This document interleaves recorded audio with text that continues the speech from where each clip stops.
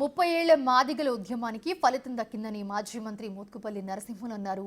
అన్ని రాష్ట్రాల కంటే ముందు తెలంగాణలోని ఎస్సీ వర్గీకరణ జరిగిందని అన్నారు. ఆయన సీఎం రేవంత్ చిత్తశుద్ధి ఎస్సీ వర్గీకరణకు కీలకమైందని ఆయన తెలుపుకొచ్చారు. అయితే మాదిగల తరపున మంత్రి మండలికి సీఎంకు కృతజ్ఞతలు చెప్పారు మోత్కుపల్లి.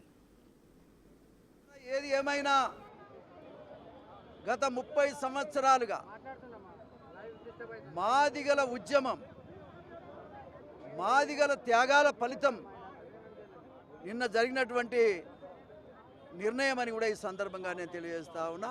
చాలా సంతోషం. మొదటగా భారతదేశంలో మొట్టమొదట అసెంబ్లీలో బిల్లు పాస్ చేసి వర్గీకరణకు మార్గాన్ని సుగమనం చేసినటువంటి ముఖ్యమంత్రి గారికి, భారతదేశంలో ఎవరు చేయకముందే నేను చేస్తానని చెప్పి మాట కట్టుబడి మరి నిన్న నిర్ణయం తీసుకోవడం, ప్రత్యేకంగా వారికి ధన్యవాదాలు కూడా మా జాతి పక్షాన నేను తెలియజేస్తా ఉన్నా. ఒక సీనియర్ నాయకుడిగా ఒకనాడు చంద్రబాబు నాయుడు గారు అమలు చేసినప్పుడు ఎంతో ఆనందపడ్డాం.